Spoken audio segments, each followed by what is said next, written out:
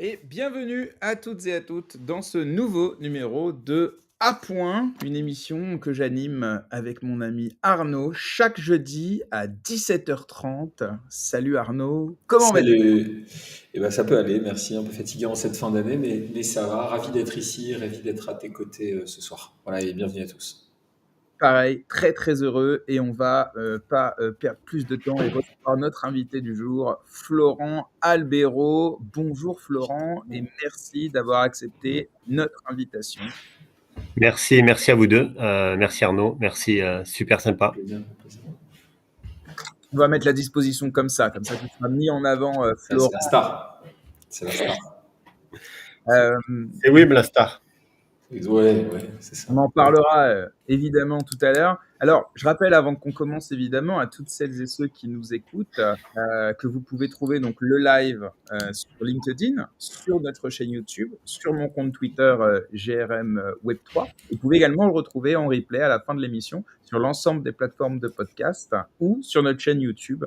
Tout simplement. Et si vous ne l'avez pas encore fait, évidemment, pensez à liker la vidéo, vous abonner, mettre un commentaire. D'ailleurs, nous voyons pendant le live vos commentaires. On va pouvoir d'ailleurs de temps en temps les afficher, comme là, par exemple, Saïda, qui recommande fortement. Voilà, donc on pourra les afficher. Et si vous avez des questions pour notre invité, n'hésitez pas à les poser à la fin de l'émission. Eh bien, on en récupérera certaines, pour les questions, les poser, à notre invité.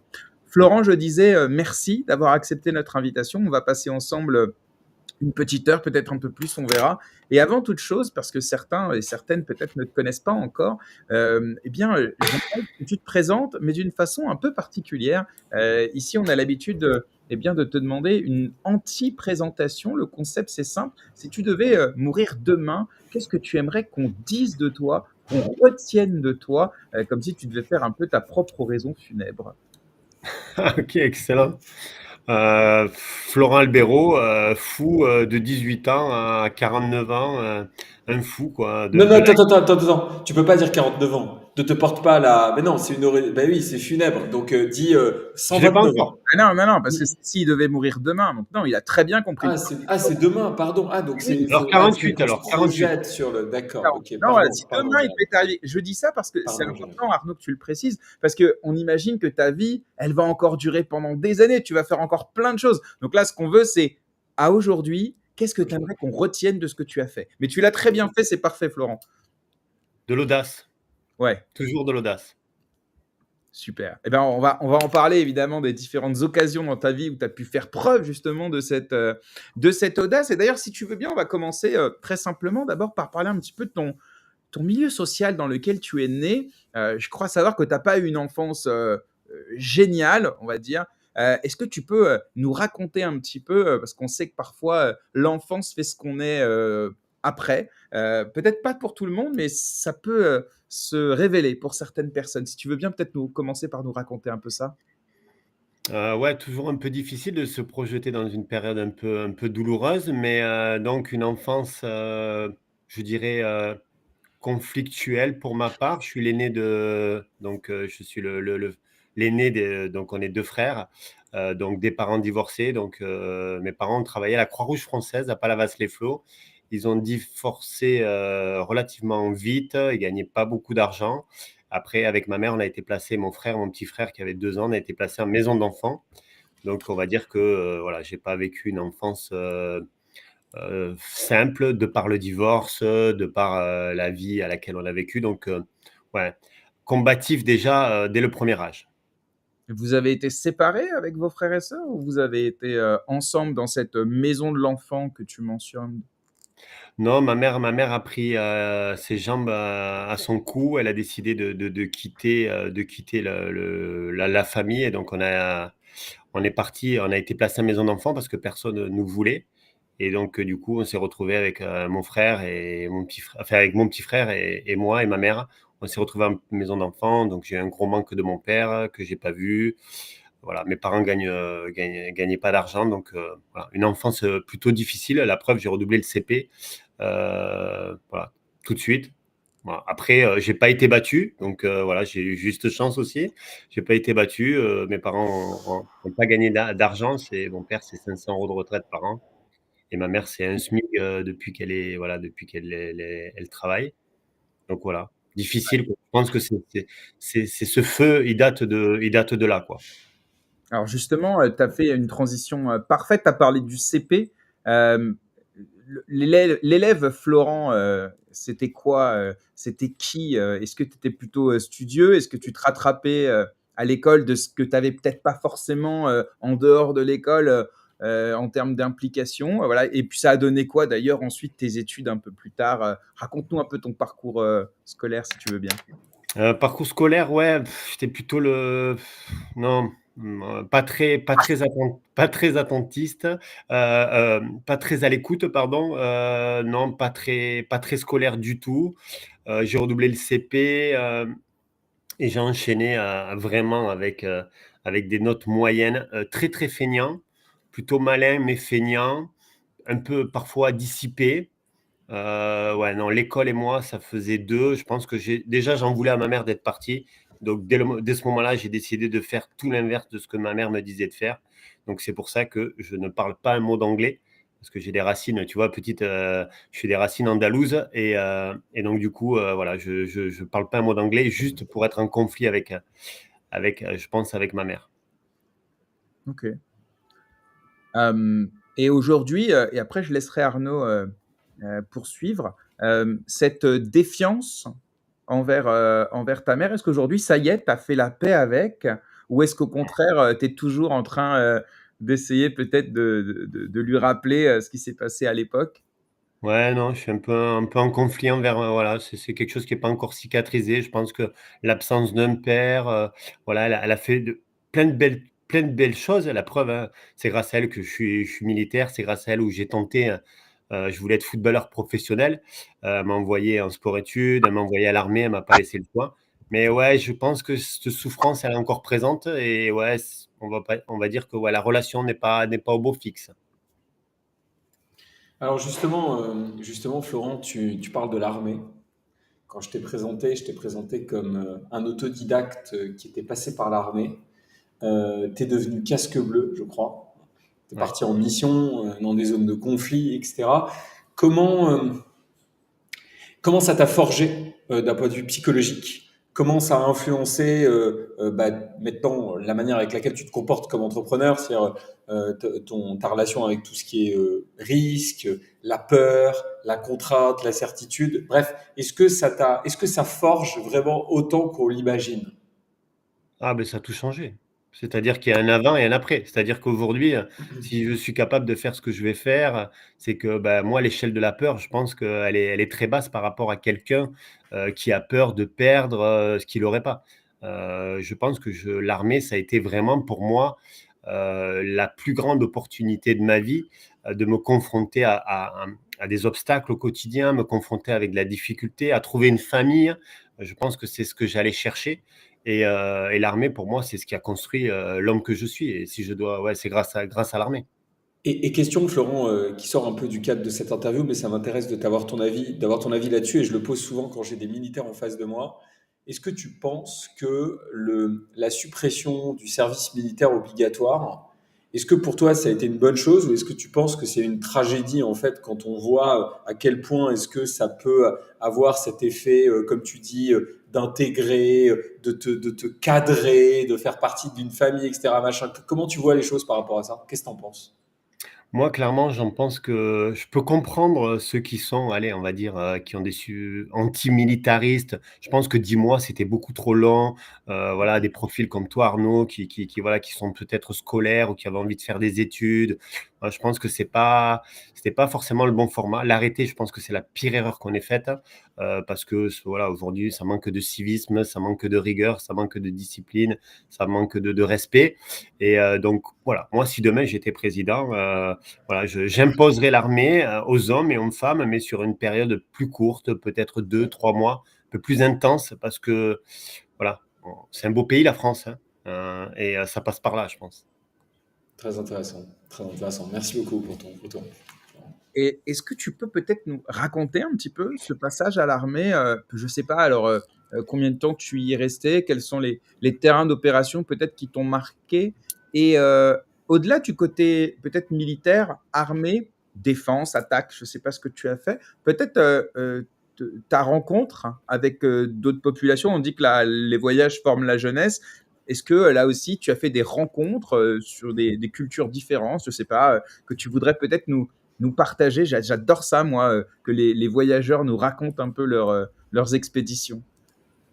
Ouais, bon, moi, ça a changé ma vie. Alors, il faut savoir que j'ai pris la décision en 2 secondes, j'ai pris la décision en 2 secondes de partir en Bosnie-Herzégovine en Bosnie-Herzégovine à l'âge de 18 ans. On était le 10 janvier 1995, il faisait moins 25 degrés.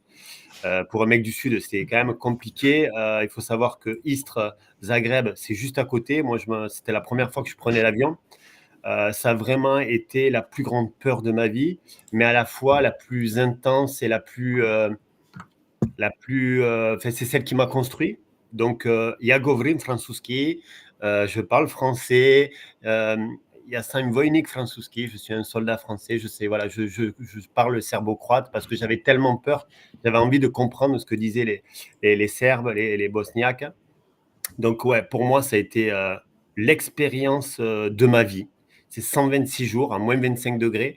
Je ne pensais pas être capable de partir en pays en guerre à 18 ans à peine, à moins 25 degrés. On dormait dans des tentes. Donc, le regard des enfants bosniaques et tout, ouais, ça m'a marqué. Et puis voilà, tout ce qui s'est passé. Et beaucoup de casques bleus décédés aussi.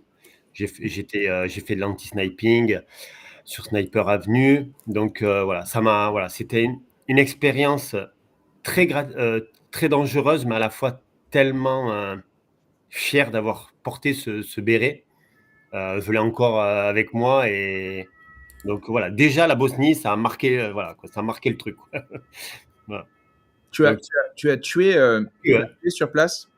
Comment? Tu as tué sur place? Alors non, alors il faut savoir que ben, j'étais casque bleu, donc casque bleu, hein, c'est l'humanitaire, donc on est là pour protéger, hein. En fait, l'armée, c'est pas tuer des gens comme on peut l'imaginer, même si on dit entraînement difficile, guerre facile, qui reste en moi, c'est aussi protéger la population et le regard des enfants et tout. Enfin voilà, c'était aussi gratifiant de se dire qu'on est là pour aider des gens qui sont en souffrance. Et j'ai une pensée voilà, pour tous les Mahorais, parce que j'ai été aussi à Mayotte à l'âge de 20 ans. Donc voilà, je sais ce que c'est de vivre dans des peurs, dans des angoisses. Donc non, la Bosnie, ça a été dingue. J'ai eu la chance vraiment de pas tirer. J'ai failli tirer sur quelqu'un. Ça s'est joué à peu. Je m'en rappelle encore, parce que j'avais que 18 ans, hein. Je venais de rentrer à l'armée il y a 6 mois, hein. Étant donné que j'étais titi tata, moi je faisais du morse. Donc ma capacité à apprendre vite et à compter vite, je pense que c'est grâce à l'armée. Et du coup, je suis parti en mission de suite. Donc ouais, la Bosnie-Herzégovine, je vais y arriver. Sarajevo, ça a été, ouais, pour moi, voilà, il y a eu l'avant et l'après, quoi. Mais il n'y a pas eu que ça, hein. Il y a eu la République centrafricaine, le Ouais. troisième pays le plus pauvre au monde, Mhm. où j'ai passé 5 mois. Là, j'ai vécu un traumatisme puisque j'ai vu des gens vivre avec 1 euro par jour, enfin 1 euro, bon, tu vois le calcul, vivre de la malnutrition, des gens mourir de faim devant nous. Donc voilà, des traumas. Il y a pire, hein. J'ai des collègues à moi qui ont fait Brazzaville, qui ont connu des génocides. Mais bon, j'étais quand même jeune. Je venais pas non plus d'une famille. Donc, ouais, c'était des expériences de vie. Et, euh, et j'ai, en tout cas, moi, je suis fan de l'Afrique. J'aime ce peuple. J'aime ces gens. Euh, J'aime leur sourire malgré qu'ils n'ont rien. Donc, chaque voyage, on va en parler. Il y a eu Sarajevo, il y a eu Bangui, Boire, il y a eu le Kosovo, il y a eu la Guyane française, il y a eu Mayotte, il y a eu Djibouti. Voilà, c'est des expériences ouais, voilà, dont j'en suis fier maintenant que voilà, j'en suis fier, quoi. Mhm. Et dernière question avant de laisser Arnaud passer à ta vie civile, on va dire. Tu y retournes parfois dans ces pays où ce soit en vacances ou peut-être tu as tissé des relations. Enfin, est-ce qu'il y a toujours un lien avec cette partie de ta vie ou ce sont essentiellement des souvenirs? C'est vrai que ça me manque un peu, c'est des souvenirs. C'est vrai que là, si ça tenait que de moi, je serais parti à Mayotte, là, direct, parce que j'avais que 20 ans. J'ai passé, franchement, 4 mois formidables. Je rêverais de retourner à Sarajevo. Je vais souvent en Croatie et je pense que voilà, voilà, je suis attiré par ce peuple aussi. Mais voilà, après, non. Bangui, non. Tu te doutes bien. La Guyane française, non. Ça a été un trauma euh, dans l'autre sens. Parce que 50, des 40, 50 degrés et 98% d'humidité, la forêt amazonienne, bon, c'est bon, j'ai donné. Mais non, à part Mayotte, malheureusement, là, ça tombe mal. Sarajevo, ouais, j'aimerais bien y retourner, mais sinon, non. D'accord.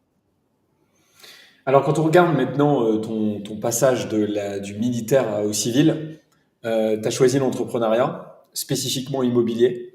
De ce que j'ai compris, il y a pas de, t'es pas parti avec un business plan complexe, une strate de financement traditionnelle. Tu t'es dit, OK, je vais à l'intuition, je vais à la vitesse, je vais à l'audace, justement, qui est un mot qui revient très souvent te concernant. À quel moment est-ce que tu as senti que c'était l'IMO, ton domaine de prédilection, et spécifiquement l'achat-revente? Et surtout, est-ce que tu peux nous raconter un peu tes premiers flips, la première opération qui t'a fait comprendre que bah, en fait, c'est pas un schéma classique que tu vas suivre, c'est tu as ta vision et tu vas suivre ta vision. C'est quoi le game changer un petit peu?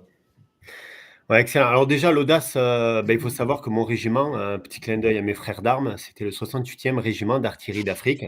Le slogan du régiment, c'est de l'audace toujours, déjà, pour Ouais, commencer. d'accord. Et donc, je Ceci pense, explique cela. voilà, quand je suis arrivé et que j'ai vu la pancarte de l'audace toujours, je me suis dit, qu'est-ce que ça veut dire? C'est quoi? Ben, et après, j'ai compris, quand j'ai ouvert la porte, ce que c'était. Donc, ça, voilà, ça fait partie aussi de l'ADN de WIM. Donc, ça, oui. Alors, il faut savoir aussi que moi, pour retourner en enfance, moi, je rêvais d'être footballeur. Bon, footballeur, ça s'est pas fait. On rêvait tous d'être footballeur, mais moi, c'était assez prononcé. J'ai raté les tests. Et, euh, et à un moment, mon père était maçon. J'ai voulu faire de l'achat, rénovation, revente avec mon père. Mon père l'a pas vu d'un bon œil, donc c'est pour ça aussi que je me suis engagé à l'armée. Dès que j'ai eu l'opportunité d'investir, donc à l'âge de 20 ans, j'ai rencontré deux investisseurs, j'ai acheté sans visiter. Donc déjà, tu vois, à 20 ans, j'ai acheté déjà sans visiter. Donc tu vois, le culot, l'audace, la prise de risque pour moi, elle était, voilà, elle n'existait pas. Donc j'ai fait mes premiers investissements locatifs à 20 ans. Au bout de quelques mois, je me suis rendu compte que c'était pas pour moi. Le côté épicier, le côté long terme, le côté gestion, le côté passif. Donc ça, c'est venu avec le temps. Et en fait, ça a été un peu la lumière.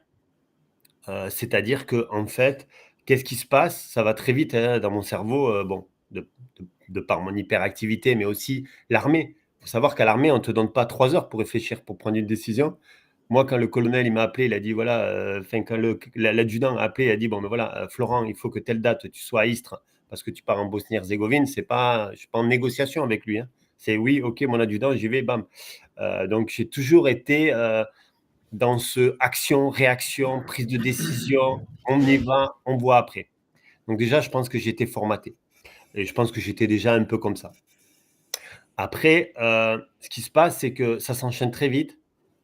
On me mute, mon cerveau bug. Je me dis, je ne veux pas être muté là-bas. Bon, j'y vais quand même. La mutation, je ne l'accepte pas. Et à un moment, j'ai une fenêtre de tir parce que la Guyane française, c'est joli, mais bon, boire dans l'eau du Maroni, bon voilà, j'ai eu quelques petits soucis de santé, on va dire. Donc, ça a été une opportunité, en fait. L'armée m'a donné le choix, m'a dit que clairement, je pouvais être réformé. Et le fait que je sois dans un régiment que je ne voulais pas, que je n'avais pas choisi, voilà, plein de choses à côté. J'ai sauté sur l'opportunité. Il m'a fallu un quart de seconde pour dire, OK, réformez-moi. Et dès le moment où ils m'ont dit réformez-moi, c'est un peu comme l'armée, c'est la parole fait l'homme. Du coup, je me suis mis à prospecter. Donc, j'ai ouvert le Logikimo. J'ai acheté, voilà, j'ai regardé 4 pages. J'ai dit, voilà, j'ai appelé, je dis, je vais acheter celle-là. Donc, j'ai acheté ma première maison dans le train parce que j'avais fait le calcul entre une maison à rénover et une maison rénovée. Il y avait un delta et qu'avec mon père, j'allais réussir à me démerder. Donc, j'ai pris une décision directe, d'arrêter l'armée alors que j'étais à la moitié, j'étais SOC. SOC, il faut savoir, c'est sous-officier de carrière. Ça veut dire que à 22 ans, j'avais tous les examens pour aller jusqu'à la limite d'âge, de grade. C'est-à-dire qu'à l'armée, alors à l'époque, maintenant ça a peut-être changé, chaque grade, il y a une limite d'âge. Ça veut dire que si tu passes pas de diplôme, de mémoire, sergent, c'est 47 ans. Alors que moi, à 22, j'avais déjà tous les diplômes. Ça veut dire que j'aurais pu rester 25 ans de plus sans passer le moindre diplôme et être payé. Donc, comment t'expliquer que c'était salaire garanti, retraite garantie? Moi, j'ai pris alors que j'étais SOC, sous-officier de carrière, j'ai pris la décision d'arrêter. Donc, en gros, je renonce à mes années de salaire et à ma retraite. Donc, je pars une mètre devant, une mètre derrière. Je prends quand même le risque d'acheter cette maison sans l'avoir. Donc, c'était la deuxième fois, alors que c'était ma première maison. Et je ne laisse pas le choix à mon père, parce que bon, voilà, mon père aussi, je lui dois beaucoup. Et donc, je lui dis, papa, écoute, voilà, il nous reste 23 000 ou 25 000 euros pour faire les travaux. On va y arriver. De toute façon, on n'a pas le choix. Et donc, du coup, on a acheté cette première maison qu'on a rénovée. Donc, il n'y avait pas de plan. Il y avait juste, Arnaud, l'envie de m'extraire d'une vie, parce que bon, quand on est militaire, on ne fait pas ça pour l'argent. Je crois que mon plus gros salaire, c'était, allez, si on le dit en euros, 3 500 euros. On a l'impression que j'avais gagné au loto. Je venais juste de me taper quand même 5 mois d'Afrique où les conditions de travail n'étaient pas forcément ouf. Et du coup, voilà, je voulais m'extraire d'une vie sociale, on va dire, moyenne. Et du coup, j'ai acheté cette première maison à l'aveugle, quoi. Et ça s'est passé comme je l'avais imaginé. Et cet argent, il vient d'où? Est-ce que c'est des économies que tu avais fait justement de l'armée? Est-ce que c'était de l'emprunt? Emprunt. En fait, qu'est-ce qui se passe? Dans mon cerveau, bon, ça va, enfin voilà, c'est bon. Les gens qui réfléchissent en arborescence, je crois qu'on se comprendra. Ça va très vite dans mon cerveau, c'est-à-dire que on m'ouvre la porte, me dire que c'est une instance de réforme. Dans mon cerveau, je sais déjà que je vais me retrouver sans boulot. Donc déjà, je sais qu'il faut que pour sortir de ça, il faut que j'emprunte. Je sais que je peux emprunter. Je sais déjà combien je peux emprunter. Enfin, l'armée, c'est l'anticipation, c'est penser avant les autres. C'est pas attendre qu'on te tire dessus pour savoir ce qu'il faut faire. Et donc, du coup, qu'est-ce qui se passe? Je sais que je peux emprunter 60 000 euros, 61 000 euros. Moi, je n'ai pas d'argent devant moi, je n'ai pas grand-chose. J'ai quasi rien. Donc, j'emprunte 61 000 euros exactement. La maison, je l'achète 38 000, je crois que c'est 120, 200 euros. Et j'ai un budget travaux. Donc, je dis au banquier que je suis militaire, ce qui est le cas, puisque on m'a juste donné une info. On m'a dit, Florent, maréchal des logis, Albero, vous allez être convoqué pour passer devant le médecin, je vais y arriver, chef à Metz, et il va valider la réforme. Mais dans les grandes lignes, j'étais quand même réformé. Alors là, c'est le petit clin d'œil à l'armée. J'étais réformé G5, c'est-à-dire que c'est inapte au service. Juste pour vous donner mes quelques chiffres, quand j'avais 22 ans, je faisais 3700 mètres au Cooper, c'est-à-dire en 12 minutes, je couvrais 3,7 km. Comment t'expliquer que je n'avais pas de problème de santé? Mais bon, j'avais cette petite maladie, c'est une maladie de Berger. J'ai le rein qui filtre mal des protéines du sang dans les urines, qui ont fait qu'ils ont pris l'opportunité de me réformer. Et donc, j'ai acheté cette première maison sans visiter et je pensais la vendre 100 000 alors que je ne l'avais pas visitée. Et je l'ai réellement vendu 100 000. Donc, tu vois, je me suis retrouvé avec 33 000 euros exactement dans ma poche après cette première vente. Alors après, du coup, t'enchaînes justement dans l'immobilier. Et là, c'est la déformation professionnelle qui parle. Il faut bien qu'elle arrive à un moment ou à un autre. On est chacun rattrapé par sa déformation, enfin parfois. Est-ce que bon, le métier qui est le tien, enfin au début en tout cas, de marchand de biens, on sait que c'est un métier qui est soumis à une réglementation qui est assez complexe. Il y a des risques potentiels, que ce soit au TVA, vice caché. Comment tu t'es structuré là-dessus? Est-ce que c'est un point sur lequel tu avais une attention particulière ou pas du tout? Est-ce que tu t'es Pas entouré du tout. d'experts? Je parle pas forcément d'avocats d'ailleurs, mais voilà, pour naviguer un peu dans tout ça, ou est-ce que tu t'y dis, j'y vais à la one again, peu Ah importe. oui. À moi, alors j'y vais. Alors moi, il faut savoir que depuis 2002, L'audace totale. alors depuis le 12 août 2002, tu vois, il y a des dates, c'est le jour où j'ai reçu le recommandé. Je fais les choses pour apprendre. Donc quand j'achète cette maison, c'est pour apprendre. Donc moi, je ne sais même pas ce que c'est que marchand de biens. Donc je fais la première plus-value, j'en enchaîne, je refais la même chose, je refais la même chose, je refais la même chose, jusqu'à un jour où on m'oblige d'être marchand de biens, sauf qu'il s'est passé 2 ans et demi où j'ai acheté, rénové, revendu plus ou moins. Donc je ne suis pas dans l'idée d'être Je comprends. entrepreneur, je veux juste me retrouver avec de l'argent. Voilà, je veux juste sortir de ma galère, quoi. D'accord. Ok. Et maintenant, du coup, tu es plus au fait de tous ces sujets. J'imagine que tu l'étais à l'époque. Je pense qu'il y a eu il y a eu un Alors, upgrade là-dessus. le game changer, Arnaud, alors je vais être cash. Ouais. Donc, Vas-y, vas-y. j'achète, je rénove, je revends. Je me rends compte qu'à la première réno, je ne suis pas fait pour ça. C'est lent, ça demande trop d'intervenants. J'ai pas les mains comme mon père d'un maçon. J'aime pas ça. Je le fais parce qu'il faut démolir et je suis le premier, parce qu'il faut. Mais voilà, je sens que je suis pas à l'aise avec ça et que ça va être long. Et moi, j'ai pas le temps.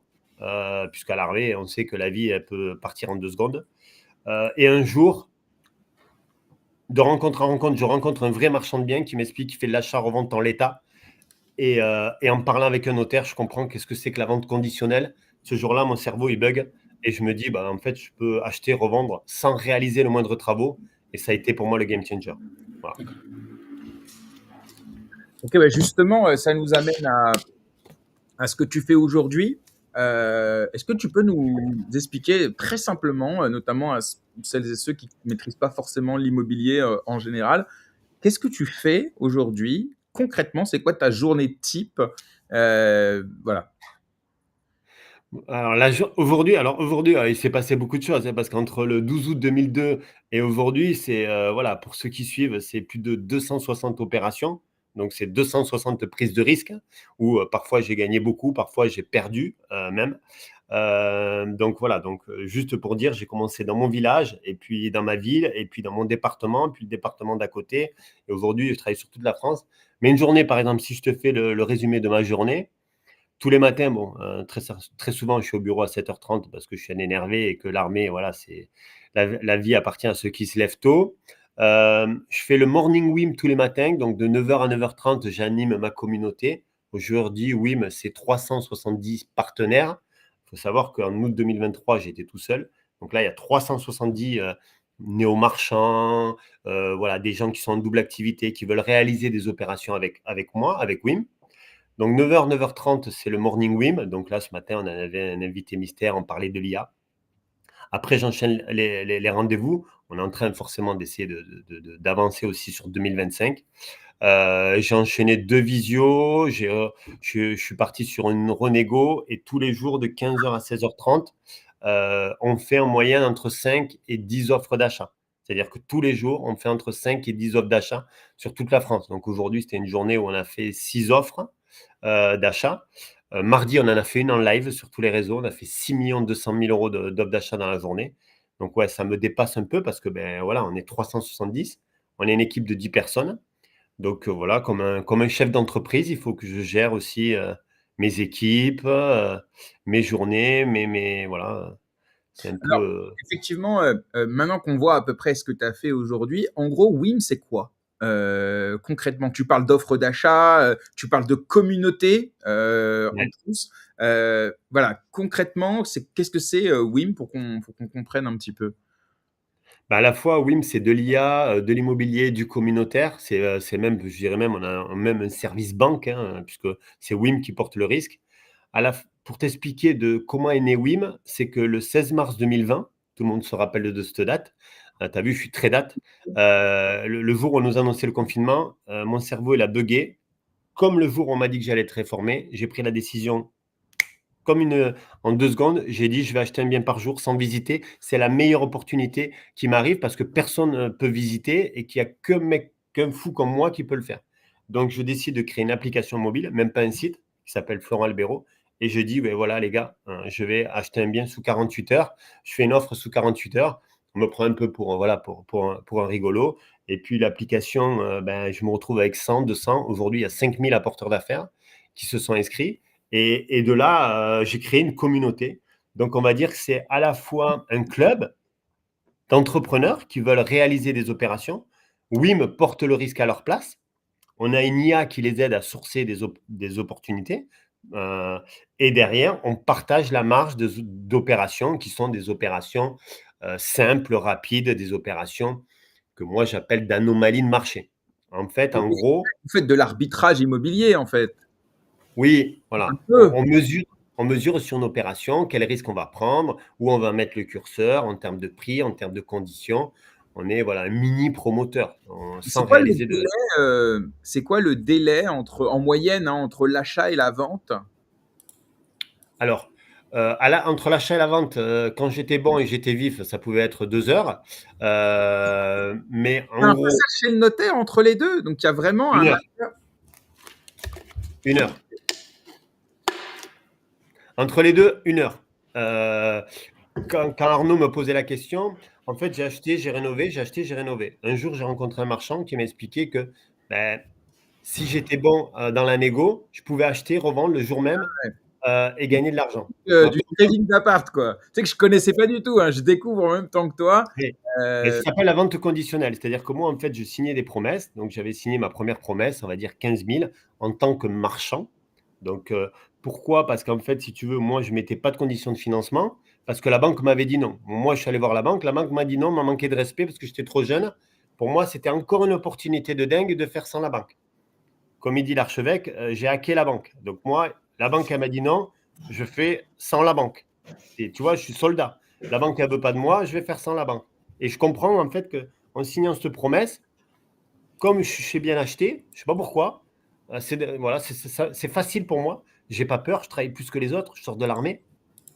15 000 euros pour moi, c'est un an de salaire. Pour des marchands, ils ne regardent pas des dossiers comme ça. Donc, je signe cette première maison à 15 000. Même pas 3 jours après, je la revends 35 000. Et je me retrouve à acheter la maison 15 000, la revendre 35 000 une heure après. Donc, mon cerveau bug. Je me dis, en fait, sur une négo, je n'ai pas visité le bien. Sur une négo, j'ai acheté, revendu un bien. J'ai gagné plus que 2 ans d'armée. Donc, comment t'expliquer que mon cerveau il a bugué et que j'ai compris que le sourcing, la négociation, l'audace allaient pouvoir me faire gagner des millions. Et aujourd'hui, c'est ce qui est en train de se passer, quoi. Et tu disais qu'il était important pour ceux qui voulaient se lancer de faire d'abord de l'hyperlocalisme, genre Oui. vraiment de connaître parfaitement le marché sur genre une rue. Ensuite, potentiellement un peu plus grand, enfin le faire de façon avec des cercles un peu concentriques.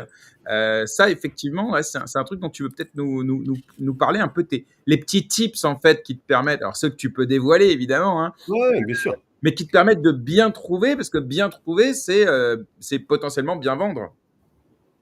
Ouais. Bon, pour moi, voilà, moi c'est vrai que chez la culture, la marge c'est l'achat. Déjà, ça c'est mon cerveau, il est buggé comme ça. Mais c'est le fait d'être sur un petit secteur, c'est connaître les acteurs, déjà. Dans quel environnement je gravite, connaître son marché, ça c'est mignon, mais comprendre son marché. Qui achète, pourquoi ils achètent, c'est quoi les profils des acheteurs d'une commune. Dans cette commune, les employeurs, c'est tel et tel employeur. Ils gagnent tant, ils font ça. Voilà, c'est une personne vieille, c'est des gens âgés. Enfin, c'est connaître l'écosystème, connaître en fait dans quel environnement tu es. Et surtout pas hésiter à se mettre en action et commencer à faire ses premières offres, commencer à être agile et après agrandir le rayon. Et dernière question, pour bien comprendre, il y a pas de transfert d'argent, si? Entre ces deux ventes qui peut se faire, ce qui peut se passer entre quelques heures avec l'intervention d'un notaire. J'ai l'impression que c'est de la vente, tu sais, de l'immobilier papier, tu vois. Mais enfin voilà. Mais est-ce que tu peux, Ouais. est-ce qu'il y a des flux d'argent ou finalement même pas, il y a que le reliquat ou je sais pas. Explique-nous rapidement un peu parce que même moi je Ah, ouais. Tu veux, t'es malin, tu veux savoir. En fait, si tu veux, ce qui s'est passé, moi, mon problème, c'est qu'en fait, voilà, ce qui s'est passé, c'est que pour te donner un ordre d'idée, la première année, alors ça va faire, aujourd'hui, c'est vrai que ça me fait un peu rire, mais la première année où j'étais marchand, j'ai fait 1 600 000 euros. La première année, sur un ticket minimum, un ticket maxi à 100 000 de chiffre d'affaires. Imagine comme j'étais énervé. C'est-à-dire qu'en année 1, première année, je fais 1 million de CA. J'ai pris 400 000 de marge, tellement, voilà, tellement je suis agile. Et si tu veux, c'est devenu du papier. C'est-à-dire que moi, je n'avais pas le temps. Moi, c'est procuration générale au notaire. Je ne vais même pas au compromis. Mon boulot, c'est pas de signer les promesses. Mon boulot, c'est sourcer, négocier, sourcer, négocier, sourcer, négocier. Donc, c'était beaucoup de papier, parce que tu achètes à 9 h, tu revends à 10 h, mais 3 semaines après, tu rachètes à 11 h et tu revends à 14 h. Donc, j'ai eu ce syndrome-là où, en fait, je ne me suis pas rendu compte de l'argent que je brassais. Pourquoi? Parce qu'il ne me revenait pas. Et je n'avais pas le sentiment de travailler. Arnaud, il a travaillé. Il a fait des études pour être avocat. Il parle à des clients. Il charbonne. Moi, j'arrive face à un client. En 2 secondes, c'est oui, c'est non. Je passe au suivant. C'est oui, c'est non. Il me dit oui, bam, je revends le lendemain. Donc, j'ai eu ce syndrome. On appelle ça quand on fait du commerce, Comment? un abattage en fait. Voilà. Et donc, si tu veux, j'étais tellement à l'aise que je ne me suis pas rendu compte que j'avais cette capacité de négociation, parfois de renégociation, de stagilité. Et j'ai enchaîné les opérations. Et donc, oui, c'est du papier. Alors, bien sûr qu'il y a des mouvements de trésor d'argent, parce qu'à un moment, pour être propriétaire, il faut payer le prix. Donc ça aussi, il y en a beaucoup qui sont fermés et qui pensent que payer le prix, on est obligé de payer l'intégralité du prix. Mais ça, on va les laisser penser ça. Mais oui, il y a des frais d'acte, donc le notaire, il y a des émoluments. Donc moi, j'ai compris que j'étais capable d'acheter, revendre sans payer l'intégralité du prix. Mais parce que je savais négocier. Et parce que c'est la deuxième année de droit, pour ceux qui nous écoutent, parce qu'on pense que c'est la cavalerie, que ci, que là. Deuxième année de droit, les gars, ça s'appelle la vente à terme. Mais pour faire la vente à terme, il faut avoir revendu avant le terme. Il faut être agile, il faut avoir de l'audace, il faut être organisé, il faut anticiper. Et moi, j'avais ça dès que j'ai commencé, sans m'en rendre compte, en fait. En fait, Alors, moi, Ouais, pardon, vas-y, excuse-moi, je crois que tu t'es en arrêté. fait, moi, Pardon. juste pour te dire, quand je signe une maison à 15 000, dans mon cerveau, c'est fait. Parce qu'à l'armée, quand tu signes, tu ne te rétractes pas. Il n'y a pas de rétractation possible à l'armée, hein, tu as compris. Sinon, tu prends des claques dans la gueule et tu finis au cachot. Donc, moi, je signe à 15, c'est fait. Quelqu'un me dit qu'il veut me l'acheter 35, il signe, c'est fait. Moi, je suis naïf. La parole vaut l'homme. Et donc, du coup, qu'est-ce que je fais? J'en trouve une autre, et puis une autre, et puis une autre, et puis une autre, et puis une autre. Jusqu'à en trouver 15. En 2007, j'en signe 30. Cette année, on est à 65 sur une année. 65. Donc après, ça devient une vivacité. Voilà, c'est un ensemble de choses, quoi. Alors, tu parles de Wim beaucoup, mais en fait, même si Wim, ce n'est pas que toi, c'est quand même beaucoup toi, on va pas se mentir. Et toi et ton approche entrepreneuriale qui est quand même assez, comment dirais-je, assez radicale, où en gros, bon, bah, on a compris que l'audace faisait partie de ton mode de fonctionnement. Il y a pas, t'es pas le genre de personne a priori à demander validation auprès de 50 personnes avant de prendre des décisions. T'es aussi quelqu'un qui n'hésite pas à t'exposer publiquement. Je pense à LinkedIn notamment, qui est un réseau que je connais bien, comme tu le sais. Et c'est vrai que tu as une aura et tu as une présence qui est quand même très forte. Et du coup, comment comment tu vois ça? Comment tu tires la confiance qui te permet justement de pas être impacté par le regard des autres, d'assumer les échecs, on en a tous, de revendiquer aussi des victoires, parfois de manière quand même un peu cash, c'est ce qui te caractérise. Et, euh, et de manière plus générale, comment le personal branding sur LinkedIn, peu importe le nom qu'on lui donne, va jouer un rôle dans ta capacité à trouver des opportunités, à fédérer aussi le public et la communauté. Tu as une grosse communauté autour de toi. Je pense que ça, c'est un point important et aussi à bousculer les codes établis dans on va dire, dans un écosystème IMO qui est quand même assez, en général, je pense qu'on sera tous d'accord, c'est comme pour le juridique d'ailleurs, qui est quand même assez cadré, assez codé, quoi, codifié, pardon. Comment tu vois tout ça? Moi, je pense que je fais partie des profils un peu binaires, hein. C'est oui, non. Moi, je les aime, ils m'aiment, donc ça marche bien. Il y en a qui m'aiment pas, ils sont nombreux. Moi non plus, donc ça tombe bien. Juste pour te faire la parallèle, le jour où je décide de créer cette appli, donc on est en 2020, je me dis, Flo, attends, tout le monde me dit de ne pas créer une appli parce qu'un site, ça coûte 3 à 5 000 balles et que ça suffirait. Sauf que moi, je veux faire différemment. Et je me dis, c'est mignon de créer un site, mais par contre, il faut que je me fasse connaître. Et donc, j'accepte de me foutre à poil, de raconter que j'ai perdu 1 million d'euros, parce que oui, j'ai perdu 1 million d'euros, mais il fallait les gagner pour les perdre, hein. Il y a beaucoup qui ont jugé, mais voilà, moi, je viens de rien. J'ai raconté mes échecs, j'ai raconté j'ai donné de la motivation, j'ai essayé d'inspirer. Donc, je dirais que c'est hyper puissant. J'aurais jamais, Arnaud, pensé que j'allais atteindre peut-être un jour 100 000 abonnés, que quand je vais au salon Rent, les gens me demandent des autographes. Je fais des Énorme. vidéos. C'est Euh, énorme. on a C'est 370 énorme. Wimmers, c'est-à-dire que ce que C'est Wim beau. a fait, Arnaud, ce que Wim a fait, et en toute humilité, en 1 an, allez, en 14 mois, des réseaux que je ne vais pas citer leur nom ont mis 4 ans pour le faire, en payant de la pub. Nous, juste par l'audace, la répétition. Le 1er août, je poste. Le 1er janvier, je poste. Le 15 décembre, je poste. Je commente. C'est beaucoup, beaucoup, beaucoup de temps. Je me suis exposé. J'ai eu beaucoup d'haters, beaucoup de jaloux, beaucoup de copieurs, de plagieurs, de ce que tu veux. Mais comme je suis foufou, moi, voilà, j'ai deux personnes, j'ai deux symboles dans ma tête qui sont littéralement opposés. Il y en a un, c'est Bernard Tapie, et l'autre, c'est Tom Sawyer. Et donc, moi, je suis un peu des deux. Euh, et donc, voilà. Et donc, du coup, ben, le côté peu foufou. Et puis, je crois que c'est ce que certains ont besoin. Je casse un peu les codes. On a fait, tu vois, mardi dernier, le Noël de Wim. Euh, Personne n'a fait 3400 commentaires sur un live LinkedIn. On l'a fait parce que c'était chaud. Ils ont aimé. Dans le monde du startup, ça se fait pas. Et je pense que je suis à la fois, j'aime la provoque, j'aime provoquer. Voilà, je suis un compétiteur. Donc, je pense que voilà, c'est un peu tout, quoi. Et surtout, j'ai accepté de perdre, hein. Je pense que le principal, c'est d'apprendre, quoi. Et moi, aujourd'hui, ben, j'ai la chance de connaître Arnaud, j'ai la chance de connaître plein de personnes. Et grâce à ça, l'archevêque, Francis, et voilà, si j'avais pas été là, je les connaîtrais pas. Sacré bonhomme, l'archevêque, hein. Sacré bonhomme. Ça, c'est sûr. Exactement. Ah ouais, là, ça va vite, là. C'est clair. C'est clair, exceptionnel. Et c'est quoi ta relation avec l'argent aujourd'hui? Est-ce que tu estimes que tu es riche? Et surtout, comme tu viens d'un milieu plutôt défavorisé, tu nous l'as dit, je ne sais pas si le terme est approprié, mais bon, on se comprend. Ouais. Aujourd'hui, cette revanche financière, on peut dire, sur la vie, est-ce que tu penses qu'elle est accomplie ou pas du tout par rapport à tes objectifs? Et après, on parlera justement de ton rapport avec l'argent. Est-ce que tu es plutôt dépensier? Est-ce que tu fais des folies? Voilà les questions qu'on se pose, évidemment. On veut savoir si tu fais des folies, t'as compris, on veut savoir. Ouais. Alors, je dirais pas du tout. Moi, je pense que je serai toujours pauvre. Mais en tout cas, j'aurai toujours ce mindset de pauvre. J'ai envie de le conserver, comme je serai toujours militaire dans mon âme.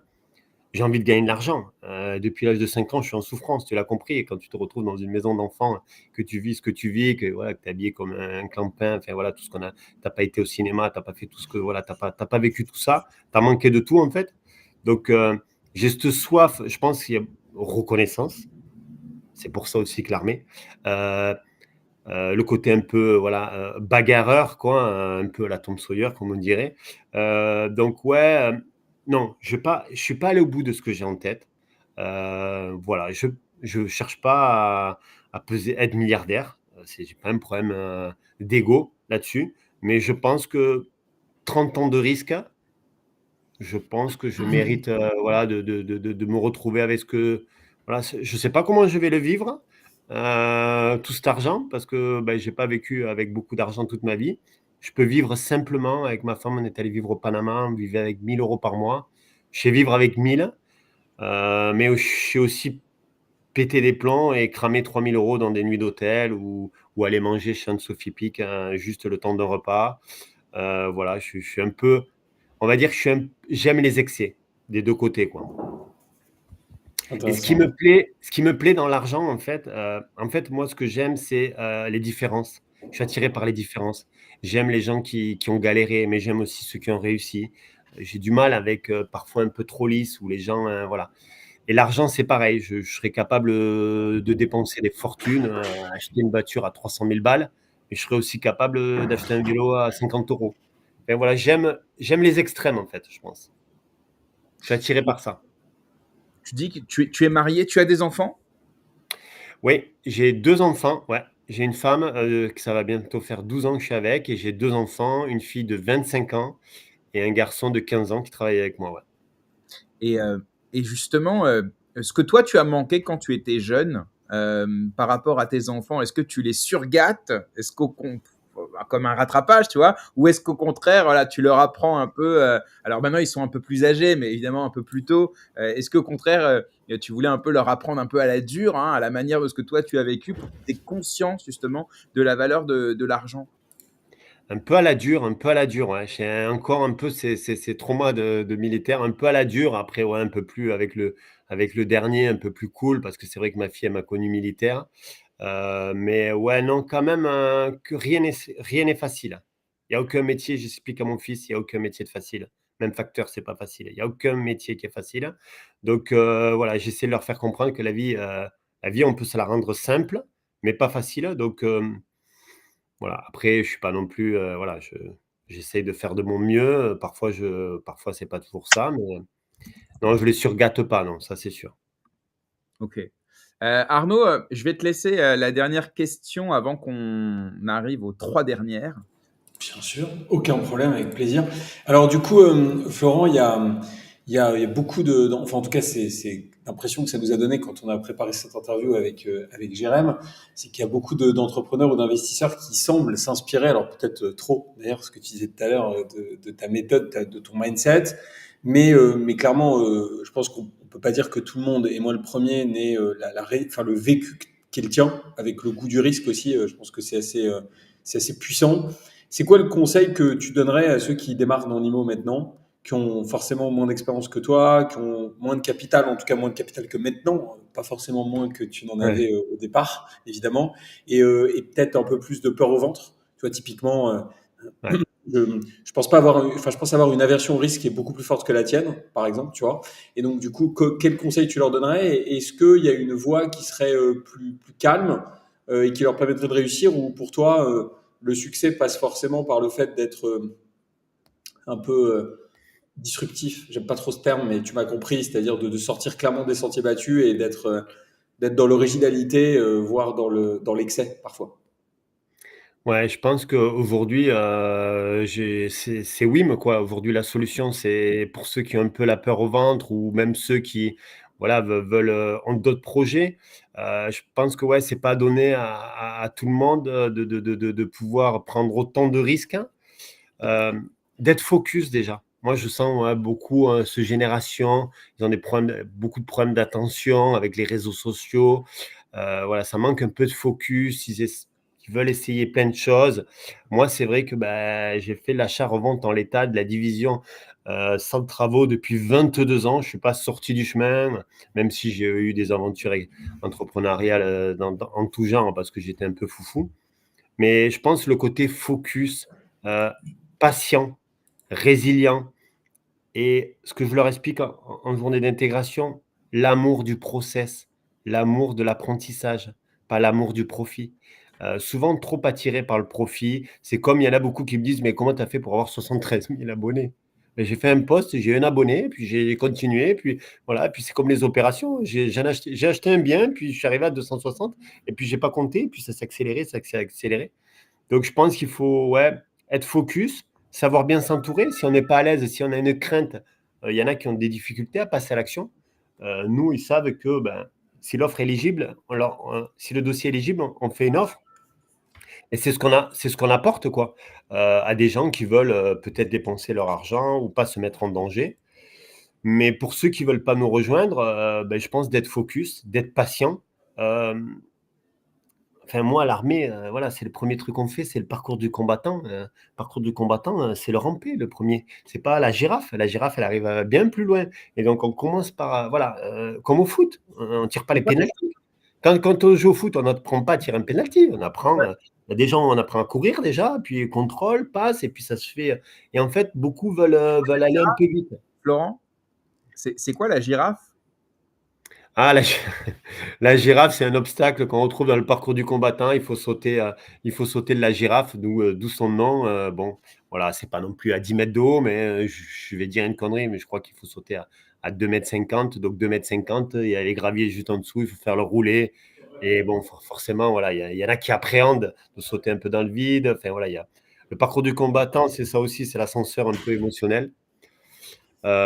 Bien s'entourer, Arnaud. Tu vois, ça, c'est pas moi qui le dis, c'est l'archevêque. C'est la première règle, c'est bien s'entourer. Savoir dire non. Moi, je me suis rendu compte que dès que j'ai commencé, j'avais une capacité de dire non, mais tout de suite.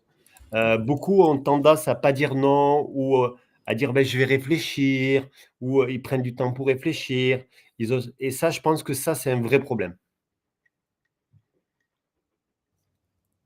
Arnaud, c'est bon pour toi? Bah, c'est très clair pour moi. Je pense que la réponse est limpide. Tu veux qu'on passe peut-être à la dernière partie de l'émission, les Ouais, ouais, fameuses non, questions sur les thématiques là. Non, je voulais non, mais préciser, c'est tu limpide, très clair. Le savoir dire non avec le sourire, Arnaud. Savoir dire non, même Ouais, si. alors ça c'est. Non, par contre, juste un point quand même, je tiens à le préciser, c'est que savoir dire non, c'est d'une extrême difficulté dans nos sociétés. Alors en Asie encore, peut-être encore plus d'ailleurs, mais c'est extrêmement difficile ah! quand on est Les très Asiatiques, sollicité, etc. ils disent oui pendant tout le process et à la fin, ils te disent non, merci. T'as vu? T'as C'est remarqué ou vrai, pas? Ouais. C'est trop C'est ça. facile le nom asiatique. Ouais. Je te jure. Bon, ok, alors on en rediscutera. Mais je l'ai peut-être perçu différemment. Mais en tout cas, voilà, je trouve que tu as raison et c'est ultra difficile. Pourquoi? Parce que les gens prennent souvent mal le nom, tu vois. Après, tu vas me dire, souvent on me dit, ouais, mais c'est une question de méthode. C'est la manière avec laquelle tu le dis. Pas forcément, parce que tu peux dire les choses de manière très polie, mais la personne verra toujours le nom comme, enfin, pas, ne verra pas toujours, pardon, je suis excessif, mais elle peut être amenée à voir le nom comme une remise en question d'elle-même, alors même que ça n'a souvent rien à voir avec l'interlocuteur, c'est juste que soit ça t'apporte pas, soit tu n'en as pas envie, etc., etc. Donc c'est vrai que c'est pas évident. Je suis d'accord avec toi. C'est très dur pour un entrepreneur. Bah, pour le coup, moi, si tu veux, je suis connu pour savoir dire non et pour dire non très facilement, mais parce que je crois que c'est une question d'habitude. Si tu habitues les gens à leur dire oui, le jour où tu leur dis non, alors là, ils Ouais. vont le prendre comme une offense. Si au contraire, dès le début de la relation, tu es à même de leur Ouais. dire parfois oui, parfois non, Ouais. bah, en fait, le oui a plus de valeur puisque bah, il est mis en perspective avec des non.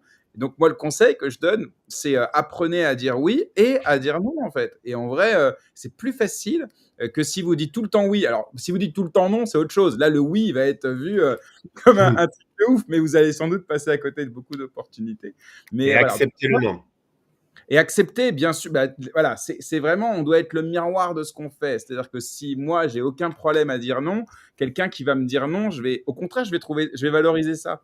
Je vais dire, ah ouais, Non, mais ok. après, ouais, après, ce qui est vrai, Jérémy, c'est que c'est pas, voilà, en 2 secondes, mais t'as une personnalité qui fait que quand tu dis non, tu le dis avec le sourire et avec la classe, et du coup, c'est pas perçu de la même manière. Tu le dis avec beaucoup de naturel, du coup, ça passe Oui, très en bien. fait, c'est ça. Mais voilà, Mais je pense que c'est quand tu t'excuses de dire non, il est là le ouais, problème. En fait, il faut exactement. pas Exactement. t'excuser. En Ah, t'as revanche, raison. en fonction de l'interlocuteur, il faut être évidemment capable d'étayer le non. Mais de la même manière, quand tu dis un oui, il faut jamais qu'un oui soit gratuit. Il faut que ce soit un oui qui soit motivé, étayé. Et dès que c'est clair, je crois que ça pose pas de souci. Mais c'est aussi une question de confiance en soi et de se dire, bah, si je dis non et que tu n'es pas capable de l'entendre malgré toutes mes précautions, bah, tant pis pour toi. Donc je pense que c'est aussi ça qui rentre en ligne de compte. Je sais pas si tu es d'accord, Florent, là, on papote Entièrement. de... Mais c'est Non, important. Non, mais tu rigoles, mais en fait, c'est pas un détail en réalité. C'est pas un détail, non. c'est pas anecdotique ce point-là, parce que quand tu es entrepreneur, et j'imagine en plus, quand tu es arrivé à ce niveau parce que Florent, tu vois, c'est pas de la flagornerie. Je te dis pas ça. On va dire que je dis ça à chacun des invités. Bon, on reçoit des gens en général voilà, qui ont déjà une certaine communauté, une certaine audience, mais toi, c'est particulièrement le cas. Tu as des gens qui te suivent en fait. Et sur les réseaux sociaux, il faut comprendre que d'avoir de l'audience, c'est une chose, d'avoir une communauté, c'est-à-dire d'avoir transformé l'audience dans des personnes qui vont être en capacité de pouvoir te recommander, te valider, bah, en fait, ça a une valeur qui est absolument monstrueuse. Donc, et c'est pour ça que d'être arrivé là, bah, tu dois être très sollicité. Et donc, tu dois probablement devoir dire non, parce qu'à un moment, même si vraisemblablement tu m'as l'air d'être un peu TDAH, peut-être un peu plein d'autres choses que je connais aussi, la réalité, c'est que bah, on a tous nos limites et qu'on peut pas travailler 25 heures par jour, parce que sinon, il y a un moment, bah, ton horizon funèbre, tu vas définitivement la faire plus rapidement qu'espérer. C'est pas ce qu'on souhaite. Donc, il faut savoir dire non aussi. Je suis entièrement d'accord. Ouais, non. Je pense que voilà, c'est hyper important d'être. Je pense que tu l'as dit aussi, le manque de confiance. Ça ressort beaucoup. On le voit, on essaie de travailler avec les Wimmers là-dessus. La capacité de savoir dire non, d'accepter le non. Il y a beaucoup d'impatience, beaucoup de problèmes d'attention. Donc, c'est tout ça qu'il faut régler. Mais en tout cas, nous, on est là pour ça. En tout cas, moi, je suis là pour essayer de focuser tout ça. Je vais vous donner un exemple de nom que j'ai adoré. C'est quand Xavier Niel a refusé mon invitation pour l'émission. Qu'est-ce qu'il a Euh, dit? je le connais pas, mais j'ai trouvé son mail et je lui ai envoyé une invitation. Et il m'a répondu salut, c'est pas mon truc, mais merci quand même. Et en fait, j'ai trouvé que ce nom, il valait, bah déjà, il valait il valait tellement plus qu'une non-réponse, parce qu'il y en a Ouais, plein qui ne répondent pas, tu vois. c'est Et en ça. vrai, ce nom, il était trop cool en fait, et j'ai adoré. Donc voilà, mais je pense qu'on peut dire non, et il faut savoir dire non quand on a un temps limité et qu'on a des demandes qui sont souvent illimitées. Donc non, mais très très très intéressant comme discussion. Et je crois qu'on est plutôt en phase avec ça. On va passer à la dernière partie de l'émission, si tu veux bien, Florent. Avec- C'est une partie que cette fois-ci, tu vas choisir, parce que je vais te proposer 3 sujets. Et tu vas choisir celui sur lequel tu as envie qu'on papote un peu, tu vois. Soit on va parler d'écologie, sur une notion toute bête. Est-ce qu'on en fait trop? Est-ce qu'on n'en fait pas assez? Je sais que c'est un sujet de société sur lequel tout le monde a son avis. Soit on va parler de crypto-monnaie. Alors ça, c'est un sujet évidemment qui, Arnaud et moi, nous parle puisqu'on baigne dedans depuis des années maintenant. Et enfin, un sujet peut-être un peu plus global sur la place de la France dans le monde. Et je sais que pour quelqu'un qui a voyagé comme toi et qui aujourd'hui est un entrepreneur qui a sans doute évidemment des relations en dehors de la France, je pense que ça peut être aussi un sujet qui peut t'intéresser. Je te laisse choisir celui sur lequel tu voudrais qu'on papote ensemble, et même avec les personnes qui nous écoutent, n'hésitez pas dans les commentaires à nous dire ce que vous en pensez. Alors, je dirais que comme je suis naturellement curieux et que je suis passé à côté de la crypto-monnaie, eh ben, à l'unanimité, je partirai sur la crypto-monnaie parce que je suis convaincu que mon audience sont attirés et comme je sais que Arnaud a la maîtrise de ce sujet, je serais ravi de le Jérémy partager à aussi. l'audience. Jérémy aussi. Alors là, je vais te dire, Et Jérém aussi alors. c'est pas le perdreau de l'année sur le sujet, hein. Il maîtrise très très bien son truc. En tout cas, alors je suis pas mécontent de ton choix, pour ne rien te cacher. Bizarrement. Les deux autres sont également passionnants, mais en tout cas, évidemment, celui-ci va nous parler particulièrement. D'ailleurs, c'est marrant, tout à l'heure, tu parlais d'invités que tu fais venir, invités un peu surprise dans ton émission. Si un jour, tu as besoin d'un invité pour venir parler crypto à ta commu, je suis sûr que voilà, n'hésite pas à m'envoyer un message, ou Arnaud aussi, s'il n'est pas déjà passé d'ailleurs. Je Ah, pense il que est passé. il est passé. Ok. Ouais. Et voilà. Effectivement, tu as raison. Posons un peu le sujet. Tu as raison. Tout le monde aujourd'hui ne parle que de ça, notamment depuis, on va dire, juillet dernier, où Donald Trump a annoncé lors d'une conférence internationale Bitcoin à Nashville aux États-Unis, alors qu'il n'était que candidat à l'époque, il a annoncé son programme pro-crypto s'il devenait président, avec deux mesures phares. La première, c'est la constitution d'une réserve stratégique en Bitcoin. Donc potentiellement, les États-Unis, à l'instar de ce qu'ils font avec l'or ou le dollar, ils achèteront du Bitcoin en tant que réserve stratégique garantie pendant une durée de 20 ans, ce qui permettrait de pouvoir à terme rembourser une partie de la dette et surtout pouvoir, face au marché, emprunter dans des conditions encore plus intéressantes. Et deuxième, on va dire, mesure majeure dont il a parlé, c'est surtout toute la réglementation autour de l'industrie crypto. Et on sait que la plupart des grosses entreprises crypto sont américaines. Eh bien, une régulation plus, disons, souple, ou en tout cas plus favorable à l'émergence justement de cette nouvelle, d'aucuns diraient, révolution industrielle. Je crois que c'est justement l'archevêque dont vous parlez depuis tout à l'heure qui parlait de quatrième révolution industrielle avec les actifs numériques et les crypto-monnaies. Donc tout le monde en parle, d'autant qu'il a entre-temps été élu, qu'entre-temps, il n'a cessé les déclarations pro-crypto, pro-Bitcoin, et qu'il est suivi par de nombreux autres pays, la Russie, le Japon, la Pologne, le Suriname, qui envisagent de faire de Bitcoin une réserve de valeur stratégique. Donc ma question, ce contexte un peu posé, est-ce que toi, tu as déjà un peu entendu parler des cryptos, et pourquoi tu n'y as pas encore, tu viens de nous dévoiler un peu, tu ne t'es pas encore peut-être intéressé en termes d'investissement? Alors figure-toi que forcément quand j'ai connu l'histoire d'Éric Larchevêque, je me suis dit pourquoi je ne l'ai pas rencontré avant et Alors, on pourquoi je rappelle me suis pour tout le monde, Éric Larchevêque, c'est le fondateur de Ledger. Ledger, mais il a été également très proche de la maison du Bitcoin qui a depuis donné Coinhouse, qui est un des plus gros brokers français en termes de crypto. Donc voilà, voilà, une des plus grandes personnalités crypto en France. Donc non, je pense que à un moment de ma vie, alors tu vas me dire, tu vas rigoler, mais à un moment de ma vie, surtout en 2007 où j'allais très vite, c'est à peu près pour te donner un ordre d'idée, 127 actes. Donc un acte, c'est un achat, donc plus une vente, c'est une vente, donc c'est un acte. Donc 127 actes en une année. J'ai voulu basculer sur du trading, donc l'achat-revente parce que pour moi l'immobilier c'était trop long. Et je pense, peut-être un peu militaire, un peu trop focus. Donc, pour répondre à Seb, j'ai zéro crypto, j'y comprends rien. Alors, c'est vrai que j'ai la chance d'avoir le téléphone et de pouvoir appeler Eric de temps en temps. Je pourrais lui demander ses conseils, mais j'ai pas envie de me disperser. Je pense que mon tempérament aussi, un peu foufou, je pense que c'est un bon choix de ne pas être parti sur ce chemin-là. En tout cas, j'ai renoncé peut-être à l'heure de demain. Mais voilà, je me suis focalisé sur là où je suis plus à l'aise. Donc, j'ai pas de crypto et je te dirais même que j'y comprends pas grand-chose. Alors, l'idée, c'est qu'il y a deux façons d'appréhender la crypto. il y a soit le fait de se dire tiens, je vais m'y intéresser comme on pourrait s'intéresser à des valeurs type je décide d'investir sur des actions. Alors, je vais décider de m'intéresser à chaque entreprise, la valorisation, les bilans annuels. Et ça, effectivement, c'est vrai que c'est extrêmement chronophage. Soit on se dit que les crypto-monnaies sont une source de diversification de patrimoine. Mais donc, ça me vient une deuxième question. Donc, toi, aujourd'hui, tu nous réponds si tu veux, bien sûr, mais ton patrimoine, il est à 100% immobilier ou tu as quand même des valeurs mobilières? Typiquement, des actions, des obligations, peut-être même du cash, des devises, de l'or ou d'autres matières premières? Alors moi, je vais te surprendre et ça, c'est un point commun encore. Je vais remettre Eric sur le truc. Si tu risques rien, tu risques tout.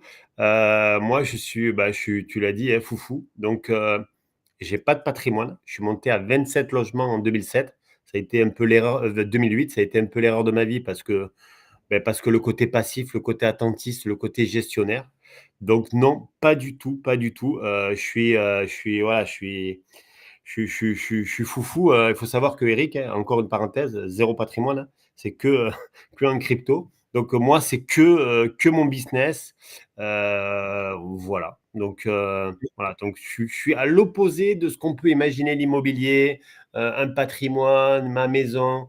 Je suis vraiment voilà. En fait, comme je sais que j'ai une capacité d'acheter, revendre le jour même et de faire des marges de 20-30%, je me dis à quoi bon. Peut-être que c'est trop fou, mais c'est aussi pour ça qu'on prévoit de faire 40 millions l'année prochaine.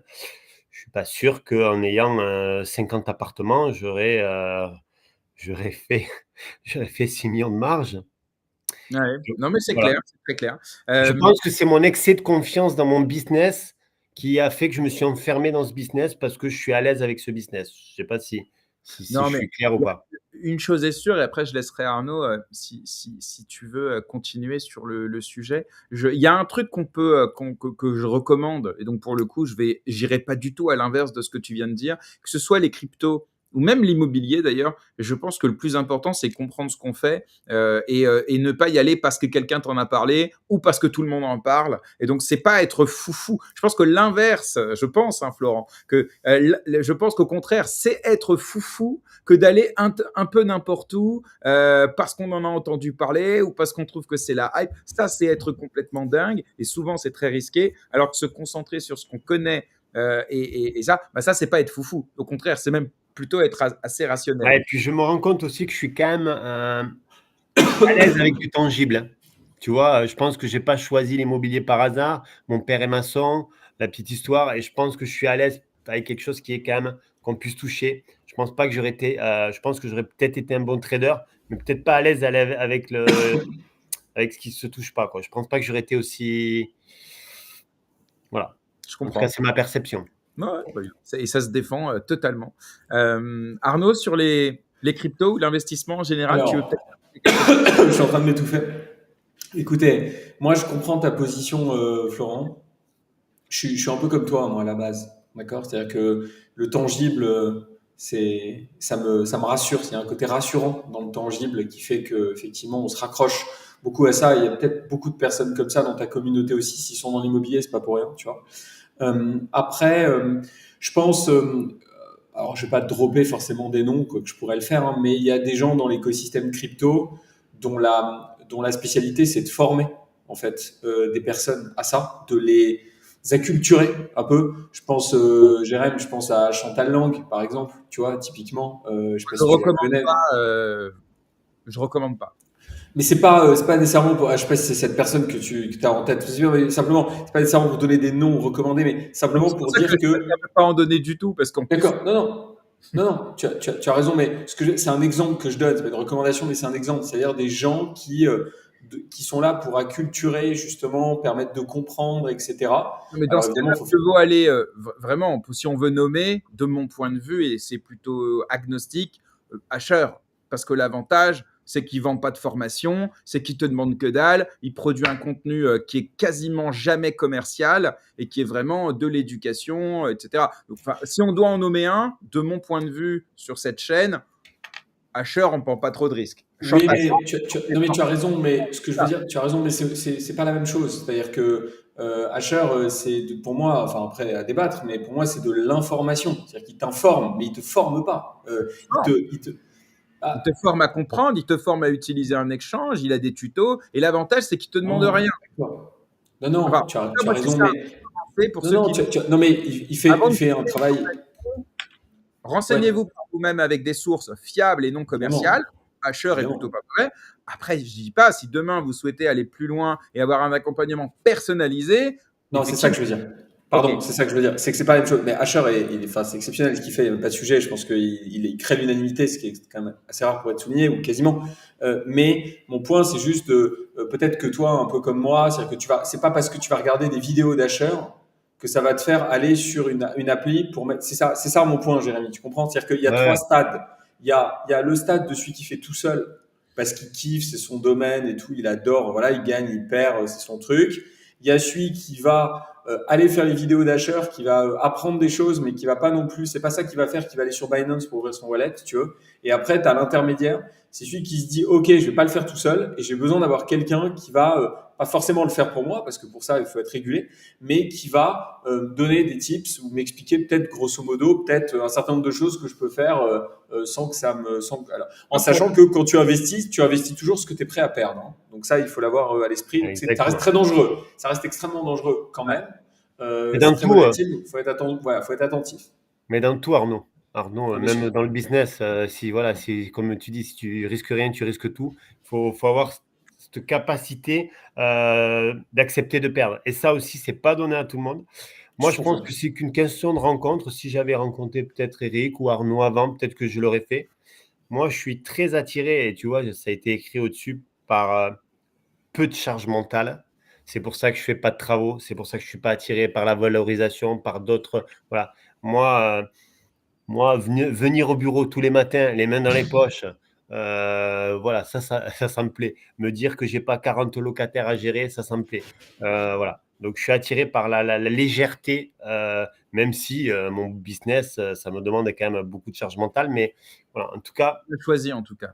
Tu voilà, choisis la charge que tu veux te mettre. voilà, exactement. Comprends et je répète vraiment à celles et ceux qui nous écoutent, la crypto, c'est plus que du trading en fait. C'est un écosystème, c'est de l'actualité, ça devient des enjeux géopolitiques. Donc c'est beaucoup plus que ça. Effectivement, vous pouvez appréhender ces sujets-là par plein de portes différentes. C'est aussi des sources de développement, c'est du financement de start-up, c'est des rencontres et des entrepreneurs. Bref, il y a un écosystème, je pense, comme dans l'immobilier, comme dans les placements mobiliers. Je pense que c'est des écosystèmes. Et il faut, quand on y met un doigt de pied, il faut être sûr d'avoir du temps et de l'argent à perdre. Parce que ça prend énormément de temps pour comprendre un tant soit peu les tenants et aboutissants, parce que c'est vraiment très vaste. Et puis de l'argent à perdre, parce que je pense que Mais tu es si tu obligé veux, pour gagner, parce que c'est pas parce que quelqu'un te dit si tu non, veux, j'ai déjà fait tout ça. ouais, Si tu veux, en fait, moi, j'ai pas fait d'acrimno, mais perdre du temps et perdre de l'argent, j'ai fait ça toute ma vie.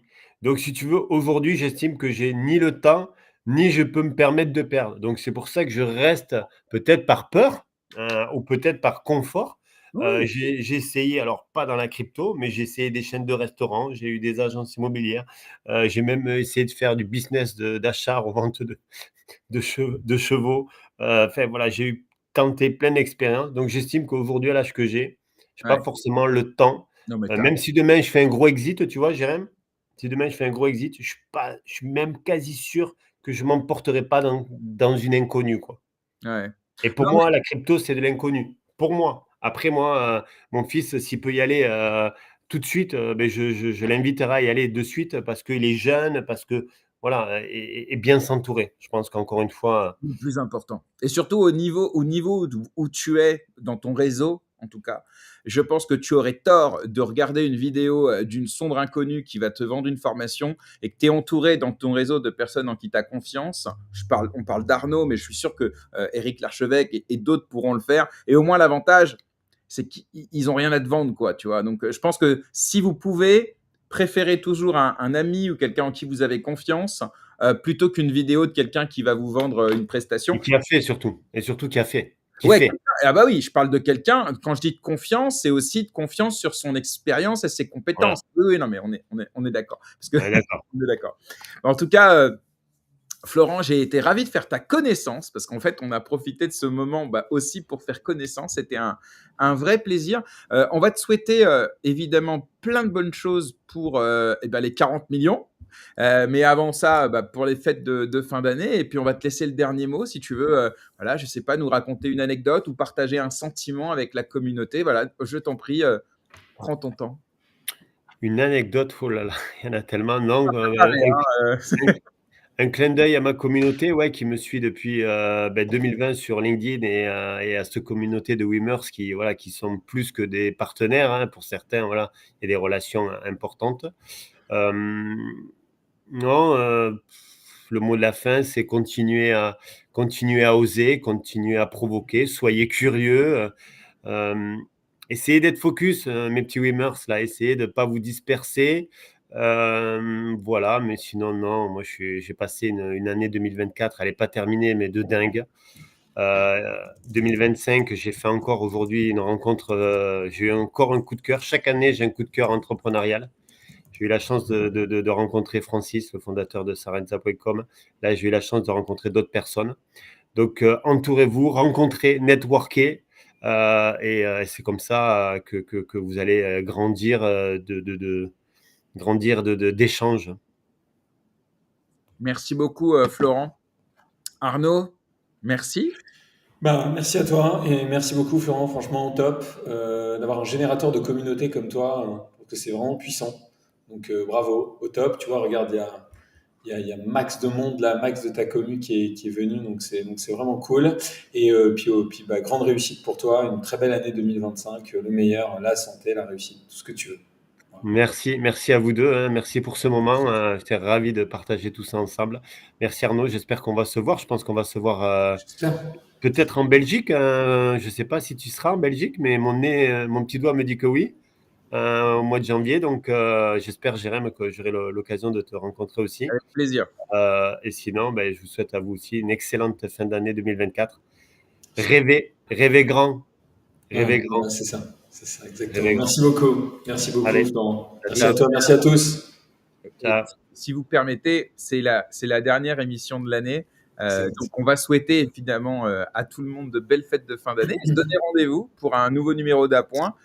Jeudi, je crois que ce sera le 8 ou le 9. On n'a pas encore. On va annoncer ça. Ce sera le 9. Parce qu'en tout cas, ce ne sera pas la première semaine de janvier. Non, c'est sûr. Je précise.